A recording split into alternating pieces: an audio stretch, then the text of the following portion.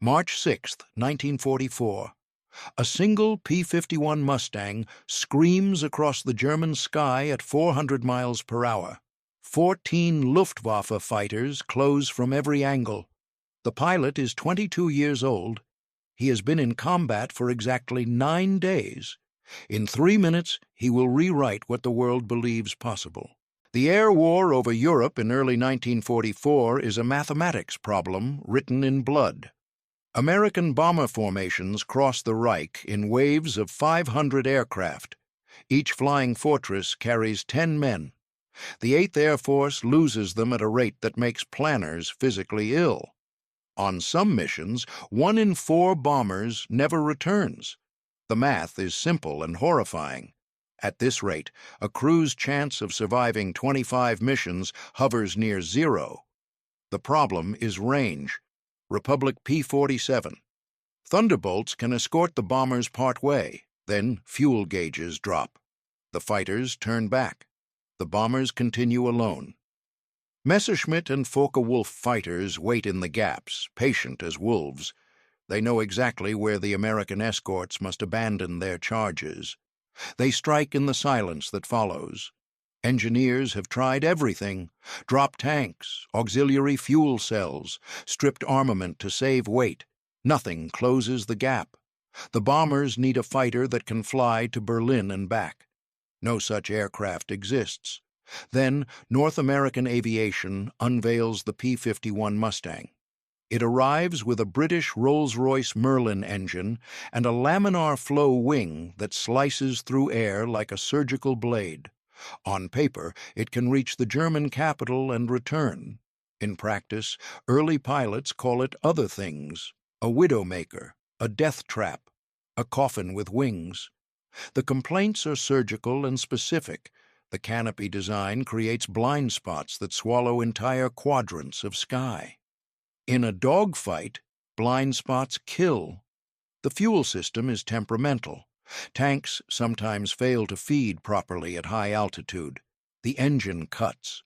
The propeller windmills uselessly. Gravity takes over. The landing gear has a reputation for collapsing on rough airstrips. More than one pilot survives combat only to cartwheel across a runway in a shower of sparks and shredded aluminum. But the range is undeniable. So the Mustangs deploy anyway. Units convert from Thunderbolts to P-51s through the winter of 1943. The pilots grumble. They miss the Thunderbolt's ruggedness, its radial engine that absorbs punishment and keeps running. The Mustang feels fragile by comparison, light, fast, unforgiving. One of these skeptical pilots is a farm boy from Iowa named Second Lieutenant Robert Johnson. He arrives in England in February 1944. His logbook shows 200 hours of flight time. Exactly 0 of those hours involved someone shooting back. His squadron commander assigns him to fly wing for a veteran. Stay close, watch, learn. Do not do anything creative. The weather over East Anglia is what it always is in late winter. Low clouds, persistent drizzle, fog that rolls across the airfields like something living. Mechanics work in the cold, their hands numb, their breath fogging as they check fuel lines and oil levels and ammunition feeds. Johnson spends his first week flying practice sorties, formation flying. Gunnery passes against towed sleeves, emergency procedures. The Mustang handles differently than the trainers he flew stateside. Lighter on the controls, more responsive, it wants to go fast. Holding it back in formation feels like restraining a greyhound. On March 5th, his squadron receives orders for a maximum-range escort mission. The target is a ball-bearing plant deep in Germany. The bombers will fly for hours. The fighters will fly farther than American fighters have ever flown in this war. Johnson's element leader briefs him the night before. Stick close. Conserve fuel. If something happens, if the leader goes down, break for home immediately. Do not try to be a hero. New pilots who try to be heroes die in their first week. Johnson nods. He understands. The mission launches before dawn. Engines cough to life in the darkness. Exhaust flames flicker blue in the gloom. One by one, the Mustangs taxi to the runway. Johnson's hand rests on the throttle. The engine vibrates through the airframe. He can feel it in his chest. They climb through cloud, break into sunlight at 15,000 feet. The bombers are already there, stacked in combat boxes that stretch for miles. Contrails etch the sky like chalk on slate. The formations turn east. Germany waits beyond the horizon. The mission goes smoothly for 2 hours. Then the radios crackle. Bandits, high and north. The bomber gunners open fire first. Tracer rounds arc across the sky in neon streams. The Luftwaffe fighters dive through the formations, rolling and firing, then climbing away before the escorts can react. Johnson's element turns hard. His leader calls the maneuver over the radio. Johnson follows, his eyes scanning the sky, trying to track 6 things at once. A Focke-Wulf flashes past, so close he can see the pilot's head turn. Then it is gone. The fight spreads across 20 miles of sky. Johnson loses sight of his leader in a cloud bank. He calls over the radio. No response. He climbs, scans, checks his fuel, turns west. The protocol is clear. If you get separated, go home. He is 10 minutes into the return flight when he sees them. 14 German fighters circling a crippled B-17. The bomber trails smoke from 2 engines. It has dropped out of formation. It limps westward, alone and dying. The German fighters take turns. One dives, fires, pulls up. The next one follows. They are methodical, patient. They know the bomber cannot escape. Johnson's fuel gauge reads half. Procedure says go home. Logic says go home. Arithmetic says 1 P-51 cannot engage 14 enemy fighters and survive. He pushes the throttle forward and dives. If this history matters to you, tap like and subscribe. Robert Johnson grew up in a place where machines mattered more than pedigree. Central Iowa, flat land, cornfields that stretched to every horizon, farms measured in sections, families measured by how much work they could finish before dark. The Johnson family ran a modest spread. Hogs, grain, a dozen dairy cows. Robert was the middle child, quiet, observant, good with his hands. He discovered engines early. His father kept a 1932 Ford tractor that broke down weekly. Magneto problems, carburetor fouling, a cracked engine block that wept oil. Most farmers would have junked it. Johnson's father could not afford replacement, so 12-year-old Robert learned to fix it. He read manuals by kerosene lamp, disassembled components on the kitchen table, cleaned parts in solvent, reassembled them by logic and feel. The tractor ran, kept running. His father stopped calling the mechanic in town. By 16, Robert was fixing neighbors' equipment for cash. Tractors, threshers, pickup trucks with tired engines. He developed a reputation. Fast, reliable, cheap. He saved everything he earned, kept the money in a coffee can under his bed. He had a plan. There was a grass airstrip 20 miles south. A barnstormer ran an operation there, 15-minute flights for $1. Robert rode his bicycle there on a Saturday in the summer of 1938, paid his $1, climbed into the front cockpit of a travel air biplane. The engine clattered to life. The propeller became a blur. They rolled across the grass, lifted. He felt the exact moment the wheels left Earth. The world dropped away. Fields became patchwork squares. Roads became threads. The horizon curved. He could see 3 counties from 2,000 feet. The wind roared, the wires sang, the engine hammered. It was the loudest, most beautiful thing he had ever experienced. He wanted to do it again. He returned every Saturday for a year, spent his repair money on flight time. The barnstormer was a veteran of the Great War. He had flown observation missions over France, been shot down twice, survived. He recognized something in the quiet farm kid who showed up every weekend. He offered Johnson a deal: work the airstrip, fuel the planes, patch fabric, service engines. In exchange, free flight instruction. Johnson accepted immediately. He soloed after 8 hours, earned his private license at 17. By 18, he had 100 hours and a commercial ticket. He took a job flying cargo, mail runs, auto parts, occasionally a passenger, small planes, short hops. He learned weather flying by necessity, learned navigation by dead reckoning, learned mechanical improvisation when an engine coughed at 4,000 feet and the nearest airfield was 30 miles away. Then came December 7th, 1941. He heard the news on a radio in a hangar in Omaha. Pearl Harbor. War. He enlisted the next morning. The recruiter asked if he had flight experience. Johnson showed his logbook. The recruiter smiled. Johnson was in the Army Air Forces by noon. He expected to go straight to fighters. Instead, the Air Forces sent him to advanced training. More hours in more aircraft, AT-6 Texans, P-40 Warhawks, formation flying, gunnery, aerobatics, navigation. He was good at all of it. Not flashy, not the best stick in his class, but solid, reliable. The kind of pilot instructors trusted. He received his commission in the summer of 1943. The war was in full swing. North Africa had fallen, Sicily had fallen, Italy was bleeding, the air campaign over Germany was expanding, the need for pilots was bottomless. Johnson shipped to England in February 1944. He joined the 357th Fighter Group at RAF Leiston. The 357th flew P-51 Mustangs. The group had been operational for only a few weeks. Everyone was learning.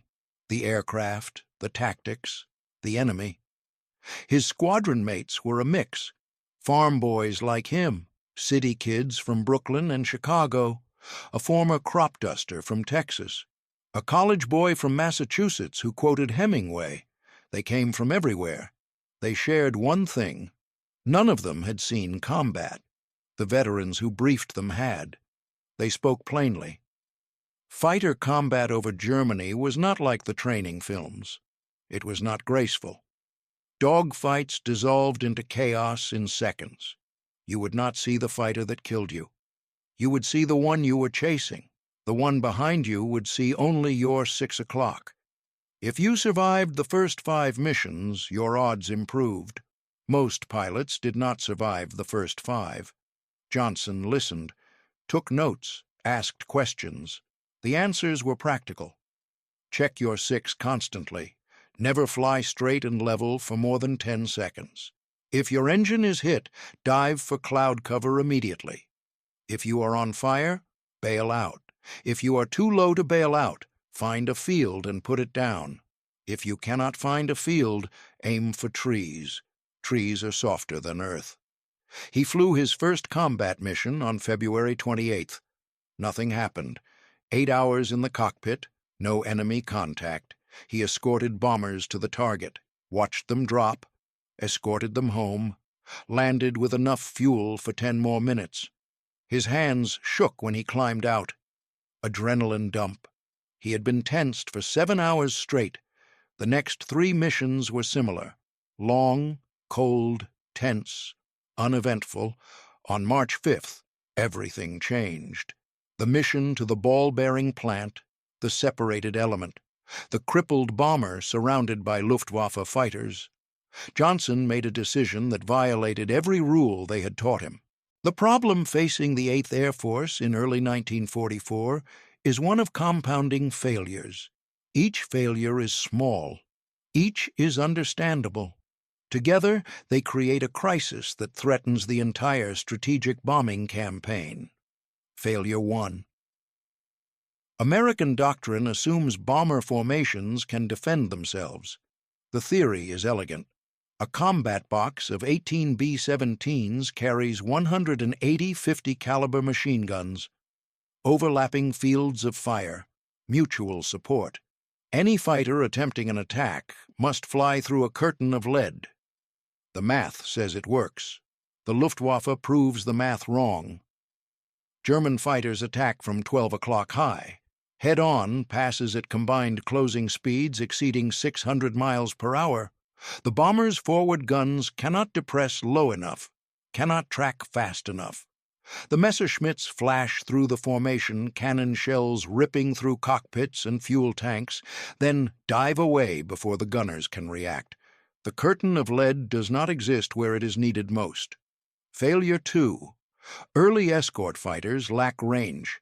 The P-47 Thunderbolt is a superb aircraft, rugged, heavily armed, fast in a dive, but its radial engine drinks fuel.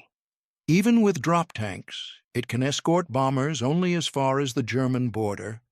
Beyond that, the bombers are alone. The Luftwaffe knows the exact point where the escorts turn back. They call it the death zone. They wait there every day. Failure 3. Replacement rates cannot keep pace with losses. In October 1943, the 8th Air Force loses over 200 bombers in a single month. Each bomber carries 10 trained men. Replacing them requires training pipelines that stretch back to the United States. Months of instruction, navigation, gunnery, formation flying, high-altitude procedures. The pipeline is long. The losses are fast. By December 1943, the campaign is unsustainable. Planners run the numbers. At current loss rates, the 8th Air Force will cease to exist as an effective combat organization within 6 months. Either the losses decrease or the invasion of Europe will proceed without strategic air support. The solution must come from somewhere. Engineers propose modifications to the P-47, more fuel capacity, reduced armament to save weight. Experimental tests show minimal improvement. The Thunderbolt's design has reached its limit. Physics will not bend further. Some advocate for long-range P-38 Lightnings, twin engine, good range. But the P-38 suffers in the cold. Its turbo superchargers freeze at altitude. Its cockpit heating is inadequate. Pilots return from missions with frostbite. Some lose fingers. The P-38 is not the answer. That leaves the P-51 Mustang. North American Aviation designed the Mustang in 1940 for the British. The original version used an American Allison engine. Good at low altitude, mediocre above 15,000 feet. The RAF used early Mustangs for ground attack and reconnaissance. Fast, maneuverable, but not a high-altitude escort fighter. Then someone had an idea. What if they replaced the Allison engine with a Rolls-Royce Merlin? The Merlin was already powering Spitfires and Lancasters. It excelled at altitude. Its supercharger maintained power at 30,000 feet. Packard was already building Merlins under license in the United States. The supply existed. The question was compatibility. North American tested the combination in late 1942. The results were extraordinary. The Merlin-powered Mustang could cruise at 400 miles per hour. It could reach 42,000 feet. Its laminar flow wing provided exceptional efficiency. With internal fuel and 2 drop tanks, it could fly to Berlin and back. No other Allied fighter could make that claim. The Army Air Forces ordered them in bulk. But the Mustang arrived with problems. The fuel system was complex. 6 internal tanks, feed sequences that had to be managed precisely. If a pilot switched tanks at the wrong moment, the engine could starve. The canopy design created blind spots. The original Malcolm hood obstructed rearward vision. Pilots complained they could not see threats from above and behind. In combat, that was fatal. The landing gear was narrow. The Mustang sat low. On rough airstrips, the gear sometimes collapsed. More than one pilot walked away from a mission without a scratch, only to be injured when his aircraft nosed over on landing. Early combat reports were mixed. The 354th Fighter Group flew the first P-51 combat missions in December 1943. They praised the range and speed. They reported kills, but they also reported losses. Mustangs shot down by German fighters. Mustangs lost to mechanical failures. Mustangs that simply vanished. No radio call, no parachute, just gone. Some pilots requested transfers back to P-47s. The Air Forces denied the requests. The numbers were clear. The Mustang was the only aircraft that could escort bombers to the deepest targets. Pilots would learn to adapt. The alternative was watching bomber crews die in the death zone, so the Mustangs kept flying. By March 1944, 3 fighter groups had converted to P-51s. The 357th Fighter Group was the newest, barely operational, still learning.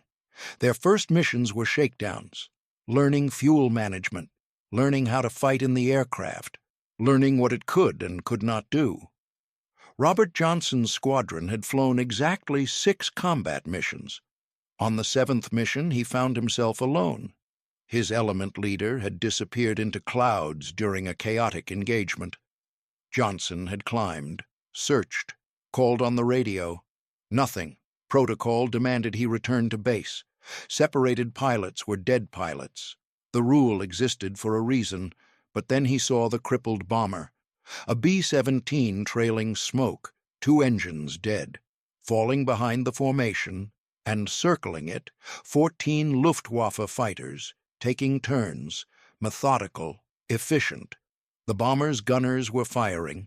Tracers arced out, but there were too many attackers, too many angles. The B-17 was dying by degrees. Johnson checked his fuel, half tanks. Enough to get home, not enough for a prolonged engagement. He looked at the bomber. 10 men aboard, maybe some wounded, definitely scared, watching fighters queue up to kill them, knowing no help was coming. He thought about the mathematics. 1 P-51 versus 14 German fighters. The arithmetic was unambiguous, suicidal. He thought about the men in that bomber. Then he stopped thinking. He nosed over and dove.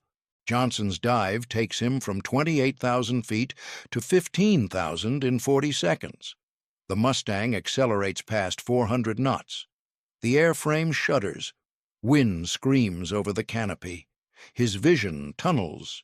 He pulls back on the stick. The G-forces press him into the seat. The horizon swings. He levels out 200 yards behind the nearest Focke-Wulf. The German pilot does not see him. Johnson centers the Pipper. The Focke-Wulf fills his gun sight. He presses the trigger. 650 caliber machine guns open fire. The Mustang shudders. Spent casings spray. Tracers converge. The Focke-Wulf's tail disintegrates. The fighter snaps left, spins, falls. Now the Germans see him.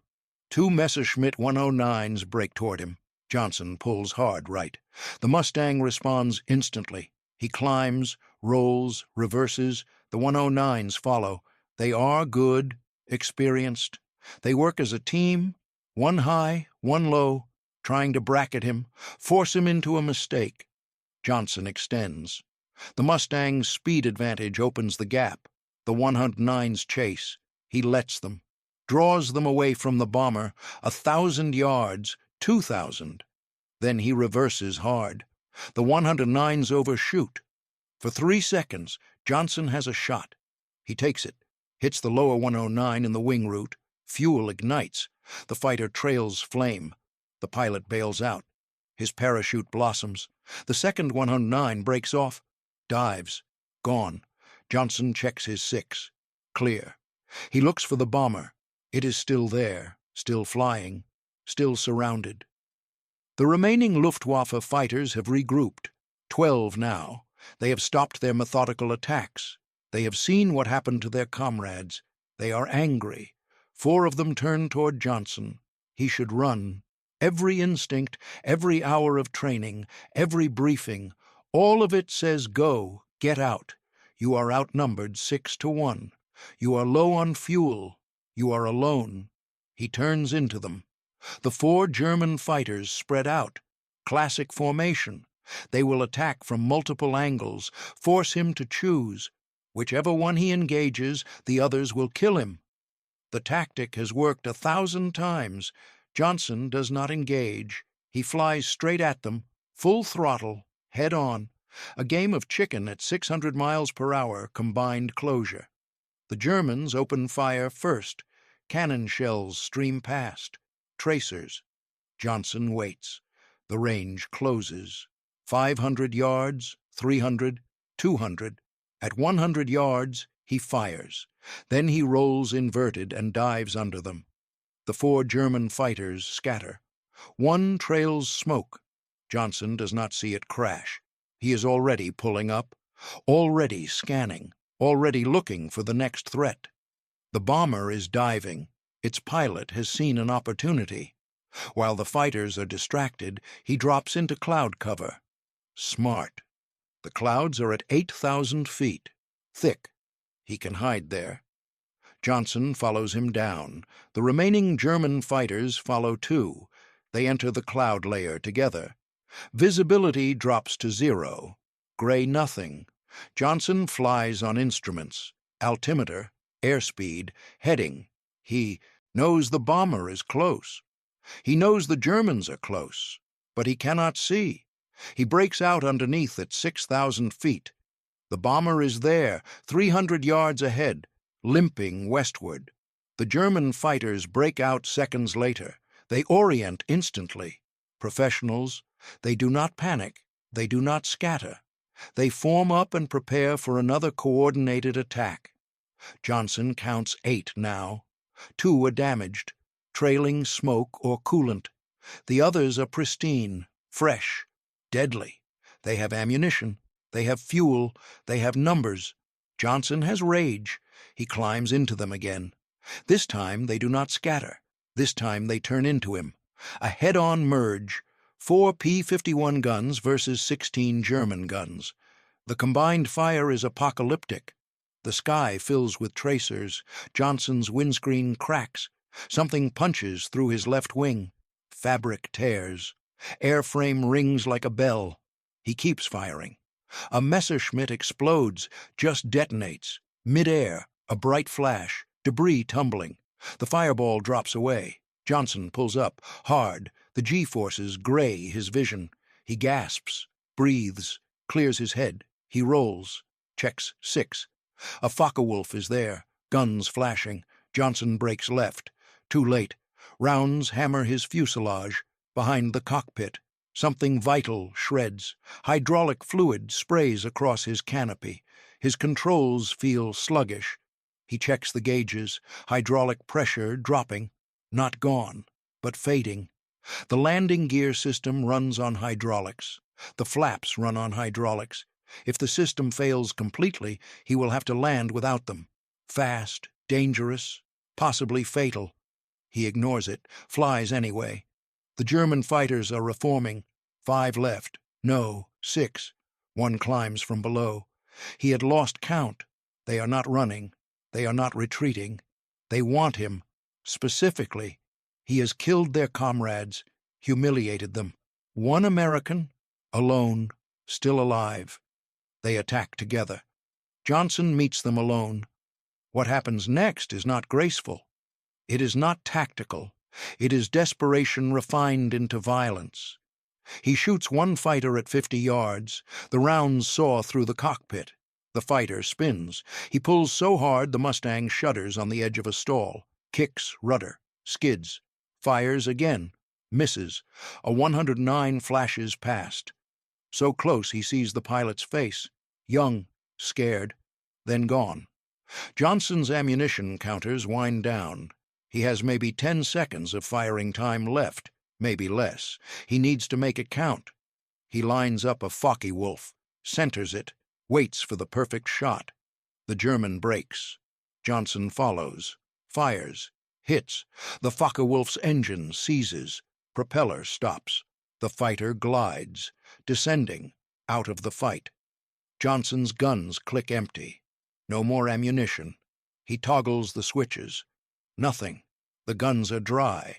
The remaining German fighters do not know this. Johnson turns into them anyway, angles his nose, lines up as if preparing to fire. The Germans break. Defensive. They have seen what his guns can do. They do not want to test them again. Johnson uses the bluff to extend. Opens the throttle. The Mustang accelerates. The Germans give chase. But half-heartedly. They are low on fuel, too. Low on ammunition. They have lost too many already. One American is not worth dying for. They break off. Johnson watches them go. His hands shake. His heart hammers. He looks down. The bomber is still there, still flying, heading west. He forms up on its wing. The bomber's waist gunner waves. Johnson waves back. They fly together for 20 minutes. Then the bomber's crew signals. They see the English coast. They are safe. Johnson can go. Johnson peels away, turns toward Leaston, checks his fuel. The gauge reads near empty. Enough? Maybe? His hydraulic pressure is gone. His landing will be fast, dangerous. He radios ahead, tells the tower he is coming in without flaps, without brakes. The tower acknowledges. Fire crews scramble. He crosses the coast at 2,000 feet. The airfield appears ahead. He lines up, drops the gear manually. The wheels lock down. He hopes. He has no indicator lights, no hydraulics to confirm. He comes in fast. Too fast. Touches down. The wheels hold. The Mustang rolls. And rolls. No brakes. Johnson cuts the engine, lets friction and grass slow him. The Mustang stops 10 feet from a fence. He sits in the cockpit for a minute. Breathing. Alive. Ground crew arrives. They stare at his aircraft. 43 holes, shredded wing fabric, hydraulic fluid everywhere, a cracked windscreen. They ask how he made it back. Johnson does not answer. He just climbs out. His legs wobble. He leans against the wing, closes his eyes. Someone asks how many he got. Johnson does not know. He was not counting. The gun camera footage will tell the story, but Johnson does not care about the footage. He cares about the 10 men in that bomber. They are going home. That is enough. His squadron commander finds him an hour later, debriefs him, listens to the account, asks questions, takes notes. At the end, the commander looks at him, silent for a moment, then tells him he is being recommended for the Distinguished Service Cross. Johnson shrugs. He did what needed doing. The commander tells him something else. Intel reports 14 Luftwaffe fighters engaged a lone P-51 over central Germany, at least 6 confirmed destroyed. 3 more probables. The remainder fled. The engagement lasted 3 minutes. Johnson flew for 3 minutes against 14 enemy fighters, and he survived. He did not just survive, he won. The squadron commander asks how. Johnson thinks about it, then gives the only answer he has. The Mustang, the aircraft they called a Deathtrap. The fighter pilots mocked. It gave him speed when he needed speed, maneuverability when he needed to turn, strength when rounds tore through it. The Mustang kept flying, kept fighting. It brought him home. The commander nods. Word spreads through the group, then through other groups. The story grows, not exaggerated, not embellished. The gun camera footage confirms everything. 1 pilot, 14 fighters, 3 minutes. Suddenly, no one is mocking the Mustang anymore. The unauthorized test happened by accident. Johnson had not planned to prove anything. He had not intended to validate the P-51's design. He had simply seen men who needed help, and he helped them. But the footage from his gun camera changes the conversation. Fighter tactics in 1944 are built on assumptions drawn from previous wars. from the skies over France in 1918, from Spain in 1937, from Britain in 1940. The assumptions say a lone fighter cannot survive against concentrated numbers, that speed alone is not enough, that certain maneuvers are impossible above 300 miles per hour, that structural limits constrain what pilots can attempt. Johnson's camera proves the assumptions wrong. The film shows him pulling maneuvers that should stress the airframe beyond tolerance, turns at speeds that should lock the controls, dives that should cause flutter, climbs that should stall the aircraft. He does all of it. The Mustang responds. The wings do not fold. The tail does not depart. The controls remain effective. Engineers at North American Aviation study the footage. They see their aircraft performing beyond design specifications, pulling 7Gs in a sustained turn, diving past the red line and recovering, rolling at rates that exceed test data. The laminar flow wing is performing better than predicted. The Merlin engine is delivering power beyond its rated limits. The structure is holding. One engineer watches the footage 3 times, then writes a memo. The memo states simply, "The P-51 is capable of more than we believed. Pilots are limiting themselves based on assumptions, not reality." We need to update the flight manual. The Army Air Forces agrees. New tactical guidance goes out in April 1944.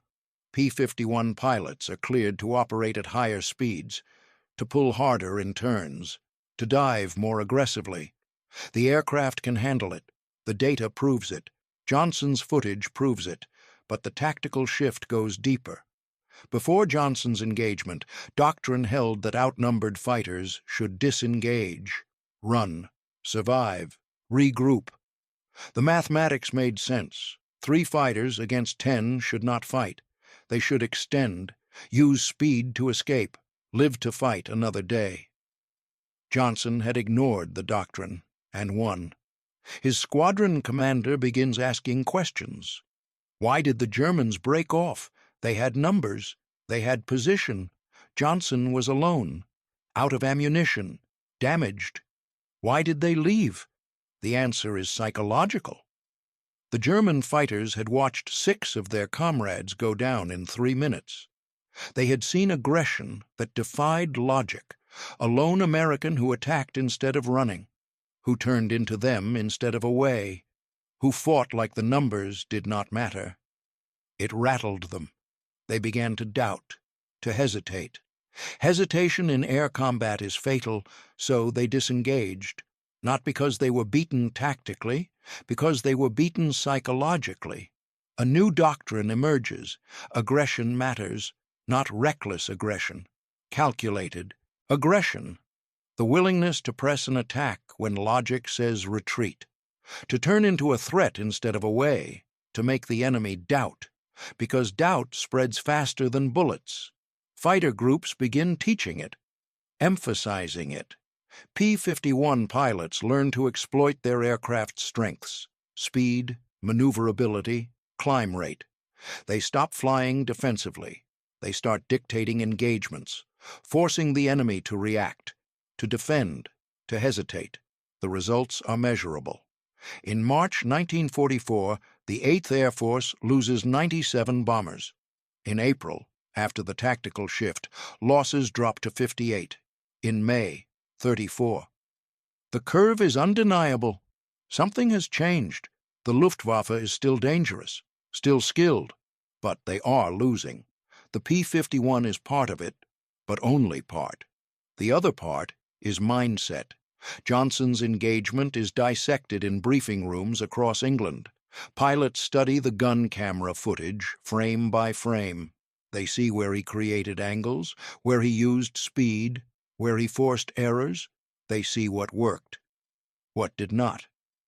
They learn. One pilot in the 4th Fighter Group watches the footage and realizes something. Johnson never flew straight. Every few seconds he altered heading or altitude. Small changes, 5 degrees, 10 degrees, a slight climb, a shallow dive. Never predictable, never steady. It made him nearly impossible to track. The German fighters were always correcting, always chasing, never settled. The fourth fighter group starts teaching it. Randomize your flight path. Do not give the enemy a predictable target. Make them guess. Make them miss. Another group notices Johnson's use of vertical maneuvers. He did not dogfight horizontally. He used altitude, climbed, dove, used the third dimension. In a flat, turning fight, numbers win. In a vertical fight, energy management wins. One skilled pilot can beat many unskilled pilots if he controls the energy. The lessons spread. By June 1944, the P-51 is no longer the mocked Deathtrap. It is the premier American fighter in Europe. Pilots request assignment to Mustang units. The aircraft's reputation has inverted. Now it is the P-47 pilots who grumble. They want Mustangs. They want the range, the speed, the kills. Johnson becomes a training officer. He briefs new pilots, shows them the footage, walks them through the engagement, explains his thought process, why he attacked, how he managed energy, where he made mistakes. Yes, mistakes. He points them out. The times he misjudged deflection, the moments he got slow, the angles he gave away. The new pilots listen. They ask questions. How did you stay calm? How did you track 14 fighters? How did you know when to engage and when to extend? Johnson's answers are practical. You do not track 14. You track one, the one you are shooting. When that one is gone, you find the next one. You do not think about the total. You think about the immediate problem. Solve it.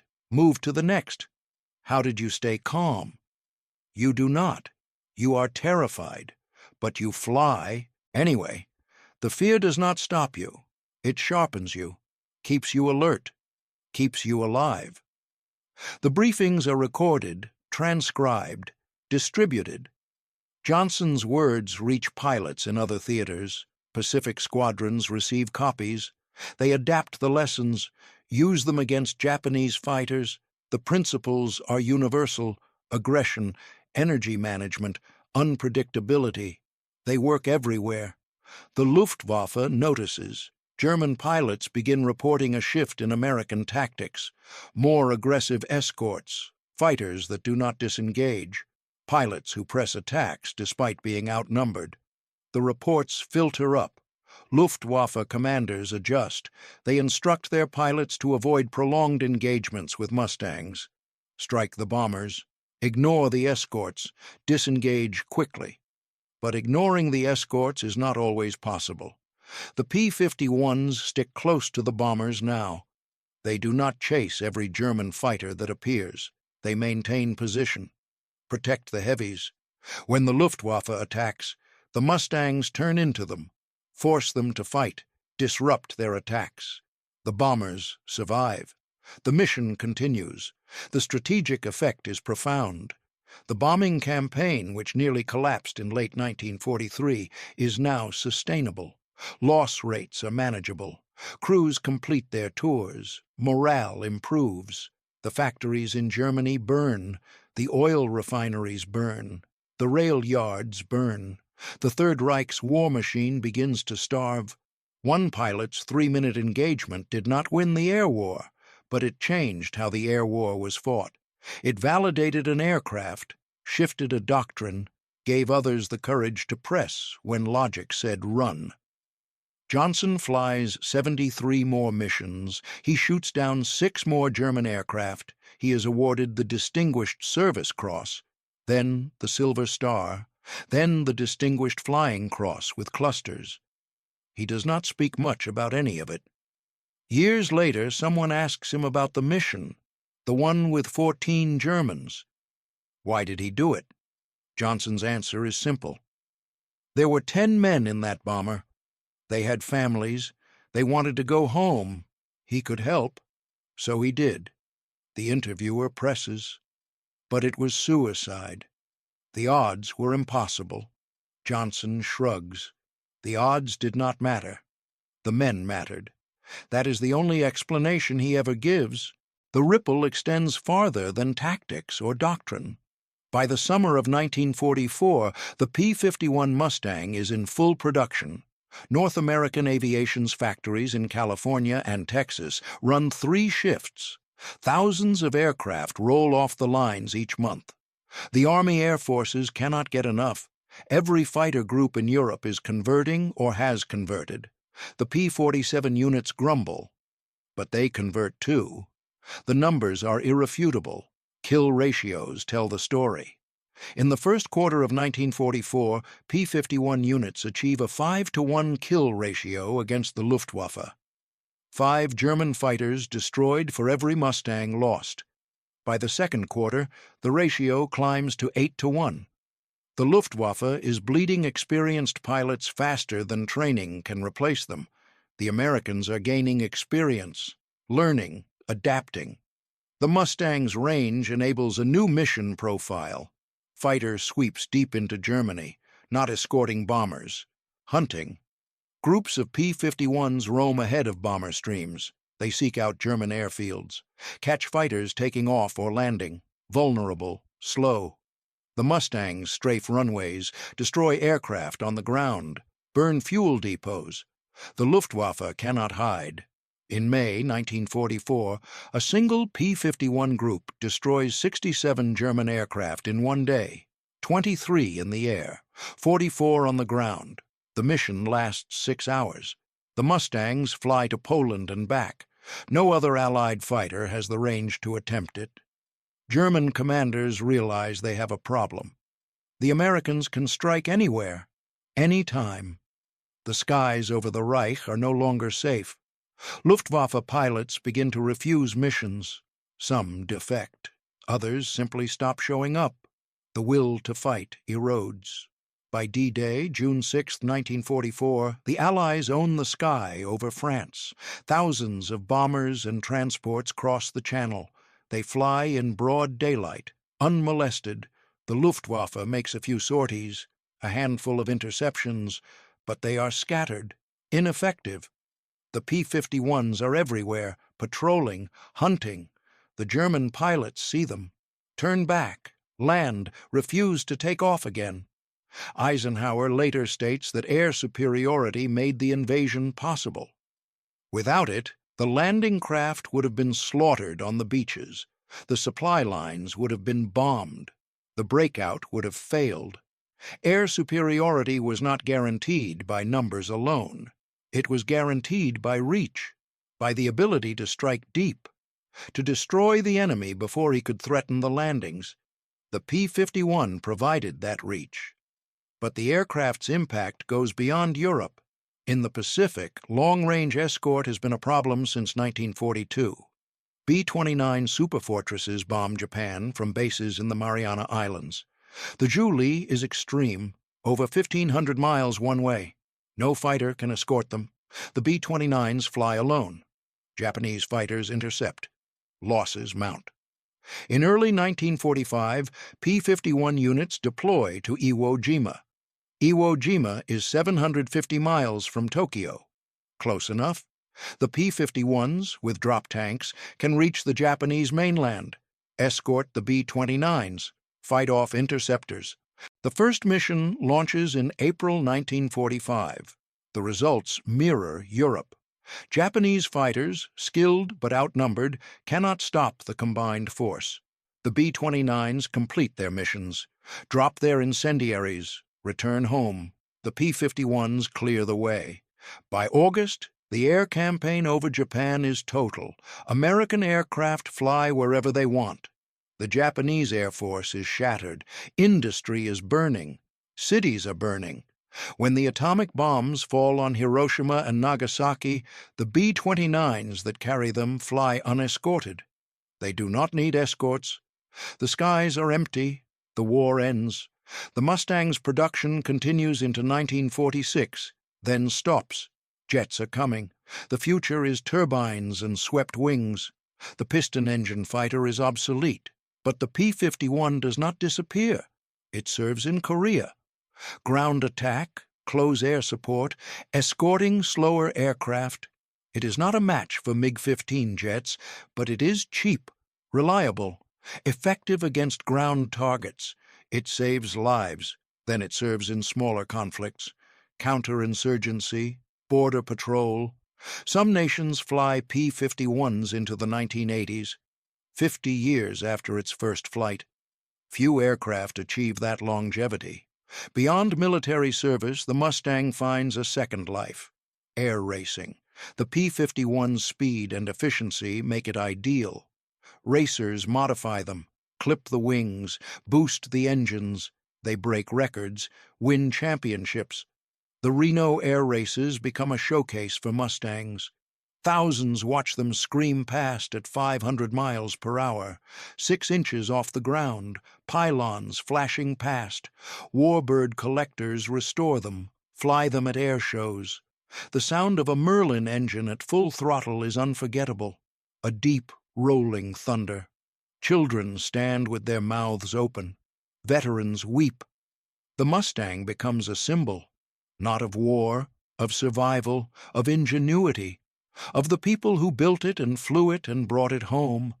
Johnson's specific aircraft, the one he flew on March 6th, does not survive. It is scrapped after the war, cut apart, melted down, recycled. No plaque, no museum, just gone. But the footage remains. The gun camera film is digitized, archived, studied by historians, military analysts, film students. It appears in documentaries, training videos, YouTube compilations. Millions of people watch it. Most do not know Johnson's name, but they see what he did. They see the proof. One pilot alone can change everything, not through recklessness, not through luck, through skill, courage, and a willingness to act when others would not. The P-51 gave him the tools, but Johnson made the choice. That choice rippled outward, through tactics, through doctrine, through the war, through history. It continues to ripple. Every fighter pilot who studies aggression and energy management stands on Johnson's shoulders. Every air combat doctrine that emphasizes initiative over caution echoes his engagement. Every pilot who turns into a threat instead of a way is flying the lesson Johnson taught. The tools change, the aircraft evolve, jets replace pistons, missiles replace guns, stealth replaces speed, but the principles remain: aggression, energy, unpredictability, courage. They are timeless, they are universal, they are the difference between defeat and victory, between death and survival, between forgetting and remembering. Robert Johnson's 3 minutes over Germany are not forgotten. They live in every fighter pilot's training, in every tactical manual, in every briefing that teaches courage is not the absence of fear. Courage is flying anyway. The P-51 Mustang is not forgotten. It lives in museums, in air shows, in the roar of a Merlin engine over a crowded ramp, in the tears of a veteran who remembers what it felt like to see that silver fighter appear when all hope was gone. They called it a death trap. They mocked it. Then one rookie proved them wrong. In 3 minutes, against 14 Luftwaffe aces, and the war changed. Robert Johnson returns home in the fall of 1945. The war is over. Europe is rebuilding. The Pacific is silent.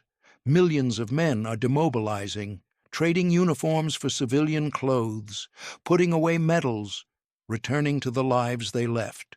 Johnson goes back to Iowa. The farm is still there. His parents are older, grayer, relieved. They do not ask many questions. He does not offer many answers.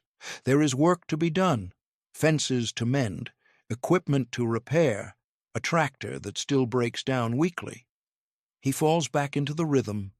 Early mornings, long days, the smell of soil and diesel and growing things. It is quiet, simple, the opposite of war. He does not speak about the missions, not to his family, not to neighbors. When people ask, he gives short answers. Yes, he flew fighters. Yes, he saw combat. No, He does not want to talk about it. The local newspaper prints a story. Hometown hero, Distinguished Service Cross, 7 kills. The article is respectful, accurate. Johnson reads it once, never mentions it again. He marries in 1947, a schoolteacher from the next county, quiet like him. They buy a small house, raise 3 children. He works as a mechanic, then a flight instructor at a local airstrip, teaching crop dusters and weekend pilots. The hours are long, the pay is modest. He does not mind. Years pass. Korea happens, Vietnam happens. Johnson watches the news, says little. When veterans groups invite him to speak, he declines. When historians request interviews, he offers brief answers, factual, unemotional. He does not see himself as special. He did his job. Others did more. Many did not come home. In 1977, a researcher from the Air Force Historical Research Agency contacts him. They are compiling records from the 8th Air Force. They have his gun camera footage. They want to confirm details. Johnson agrees to a phone interview. The researcher asks about the engagement on March 6, 1944, walks through the timeline, the separated element, the crippled bomber, the decision to engage. Johnson corrects small details. The researcher has the altitude wrong, the number of German fighters wrong.